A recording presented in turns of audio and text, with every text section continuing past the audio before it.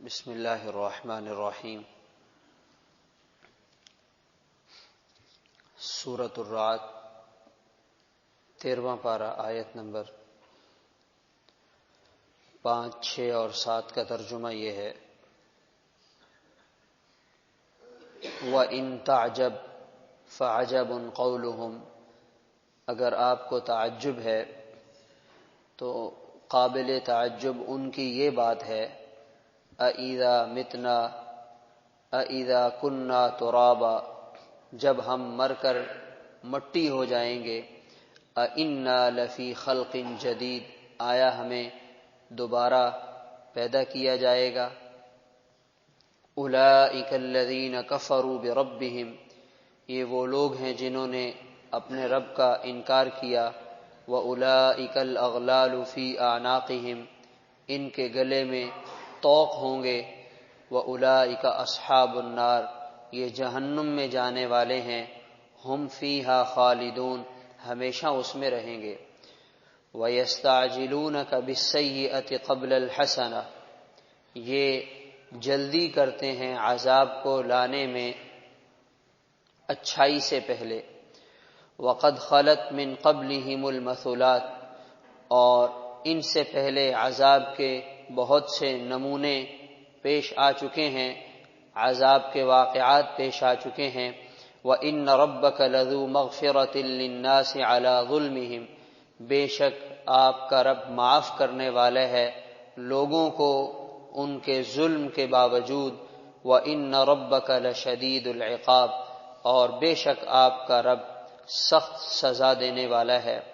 وَيَقُولُ الَّذِينَ كَفَرُوا لَوْلَا أُنزِلَ عَلَيْهِ آيَةٌ مِّن رَّبِّهِ، کافر لوگ یہ کہتے ہیں ان پر فرمائشی کوئی معجزہ کیوں نہیں اتارا گیا ان کے رب کی طرف سے۔ انما انت منذر، آپ تو صرف ڈرانے والے ہیں۔ وَلِكُلِّ قَوْمٍ ہاد، اور ہر امت اور قوم کی طرف ہم نے ایک ہادی، رہنمائی کرنے والا بھیجا۔ مکہ مکرمہ کے کافروں کو جب یہ بات بتائی جاتی کہ مرنے کے بعد دوبارہ زندہ کیے جاؤ گے اور تمہیں قبروں سے اٹھایا جائے گا، تو وہ اس بات کو مانتے نہیں تھے۔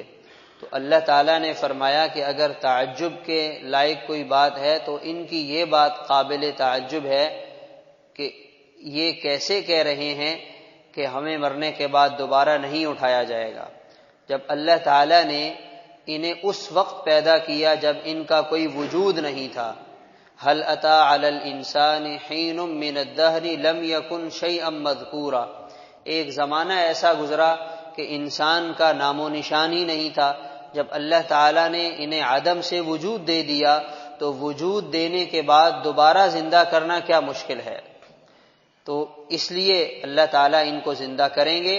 اولئک الذین کفروا بربہم، انہوں نے اللہ تعالیٰ کا انکار کیا، اس کی سزا میں آخرت میں جب یہ اللہ کے سامنے پیش ہوں گے یا قبر میں جائیں گے تو طوق ان کے گلے میں پڑے ہوں گے، کفر کا، شرک کا، ظلم کا، نافرمانی کا۔ تو یہ جو انسان دنیا کی زندگی میں گناہ کرتا ہے، آخرت میں یہ گناہ مختلف شکلوں میں بدل جائیں گے۔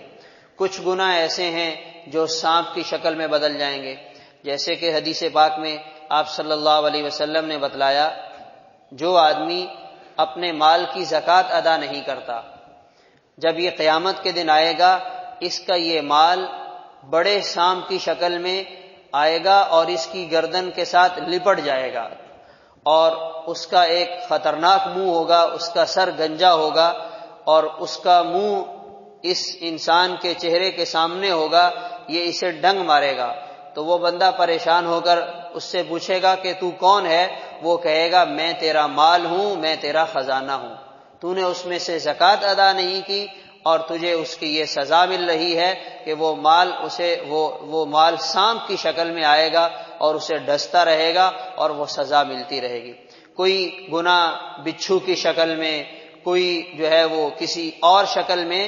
تو انسان جو دنیا میں نافرمانی کر رہا ہے، بظاہر تو یہ نظر آ رہا ہے کہ اس کا تو کوئی نقصان ہے ہی نہیں، مجھے تو کوئی کچھ بھی نہیں کہہ رہا، میرا تو کچھ بھی نہیں جا رہا، تو ہو سکتا ہے کہ انسان کو بعض دفعہ دنیا میں کوئی نقصان نہ پہنچے یا دنیا میں کوئی نقصان نظر نہ آئے، مگر مرنے کے ساتھ ہی وہ نقصان نظر آنا شروع ہو جائے گا۔ جیسے ایک کمرہ، اس کے اندر گیس بھر جائے، دوسرے آدمی سے کہا جائے کہ بھائی اس کے اندر آگ ہے، وہ کہے گا مجھے تو کوئی بھی آگ نظر نہیں آ رہی، صرف ایک ماچس کی تیلی رگڑنے کی ضرورت ہے، پورا کمرہ آگ ہو جائے گا۔ تو اسی طرح یہ گناہوں کی مثال ہے، فرمایا یہ ان کے گلے میں طوق بنیں گے، یہ جہنم میں جائیں گے اور ہمیشہ کے لیے جہنم میں رہیں گے۔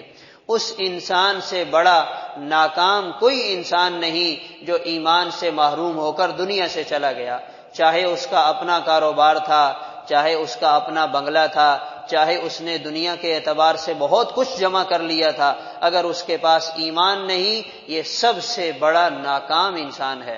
پھر فرمایا یہ آپ سے چاہتے ہیں کہ جلدی عذاب آ جائے، ان کو جلدی مچانے کی ضرورت نہیں ہے، ہم تو عذاب بھیجنے پر آئیں تو ان کو ان امتوں کے اور قوموں کے حالات دیکھ لینے چاہیے جو ان سے پہلے گزر گئے اور جو پہلے آ چکے، ہم نے انہیں کیسے پکڑا۔ مگر ہمارا معاملہ یہ ہے کہ ہم لوگوں کو معاف کرتے ہیں، ہم لوگوں کو ڈھیل دیتے ہیں، ہم لوگوں کو توبہ تائب ہونے کا موقع دیتے ہیں۔ اس سے کیا پتہ چلا؟ اس سے پتہ یہ چلا کہ انسان سے اس کی زندگی میں گناہوں کا ہونا یقینی ہے۔ اگر انسان سے گناہ نہ ہونے ہوتے اور انسان گناہوں میں نہ جاتا تو پھر اللہ تعالیٰ کو بار بار مغفرت اور ظلم کا تذکرہ کرنے کی ضرورت پیش نہ آتی۔ اللہ تعالیٰ خود بتا رہے ہیں کہ تم سے گناہ ہوں گے، تم ظلم کرو گے، تم سے نافرمانی ہوگی، اس کا آسان راستہ کیا ہے؟ ہم سے آ کر معافی مانگ لو۔ اور ذو مغفرت، اللہ تعالیٰ نے یہاں نیا لفظ اور نیا جملہ استعمال کیا، ہم بڑی مغفرت والے ہیں۔ جیسے کہا جائے یہ بڑا مال والا ہے، یہ بڑے کاروبار والا ہے، یہ فلاں چیز والا ہے، اللہ تعالیٰ فرماتے ہیں ہمارے خزانے بھرے ہوئے ہیں اور ہمارے خزانوں میں ایک بہت بڑی نعمت مغفرت کی نعمت بھی ہے، آ کر ہم سے مانگ لو، ہم سے معافی مانگ لو۔ اور یہ توبہ کرنا یہ بھی اللہ کی بہت بڑی توفیق ہوتی ہے۔ اگر دل میں یہ جذبہ ہی نہ آئے کہ میں نے معافی مانگنی ہے تو کون انسان کو زبردستی مجبور کر سکتا ہے کہ معافی مانگ لو؟ تو معافی کی توفیق کا مل جانا یہ اللہ کی بہت بڑی کرم نوازی انسان پر ہوتی ہے کہ دل میں یہ جذبہ پیدا کرتے ہیں میں اللہ سے معافی مانگوں۔ اور فرمایا کہ ہم معاف کرنے والے بھی ہیں اور ہم پکڑنے والے بھی ہیں۔ جب ہم پکڑنے پہ آئے تو ہماری پکڑ سے کوئی بچ نہیں سکتا، اور اگر ہم معاف کرنے پہ آئیں تو ہمیں کوئی پوچھ نہیں سکتا کہ آپ نے ان کو معاف کیوں کر دیا۔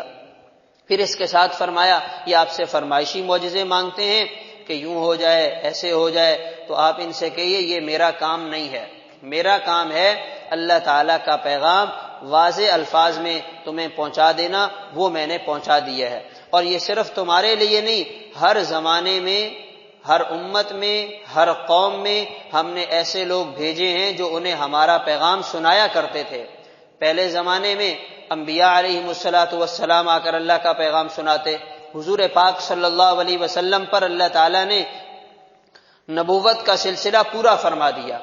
اب انبیاء کی نیابت میں علماء ہر زمانے میں اپنے اپنے علاقوں میں لوگوں کو اللہ کا پیغام سناتے ہیں، پہنچاتے ہیں۔ امت کی، قوم کی، لوگوں کی ذمہ داری یہ بنتی ہے کہ وہ علماء کی بات کو لیں اور اس کے مطابق عمل کریں۔ اگر عمل نہیں کریں گے تو پھر جیسے یہ حالات اللہ تعالیٰ نے سابقہ لوگوں کے بتلائے ہیں، آخرت میں سب کو اللہ کے سامنے پیش کیا جائے گا اور پوچھا جائے گا ہاں بھائی بتاؤ تمہیں جو پیغام سنایا گیا اس پہ تم نے کیا عمل کیا۔ تو اس لیے ہماری جو گفتگو ہے یا ہمارا جو ایک ایک بول ہے، اللہ تعالیٰ کے ہاں ہم سے اس کے بارے میں پوچھا جائے گا کہ کہنے والے نے کتنا عمل کیا، سننے والے نے کتنا عمل کیا، کہنے والے کا جذبہ کیا، سننے والے کا جذبہ کیا۔ عمل ہوگا تو انشاءاللہ اللہ تعالیٰ آسان فرمائیں گے۔ اللہ تعالیٰ عمل کرنے کی توفیق عطا فرمائے۔ اللہم صلی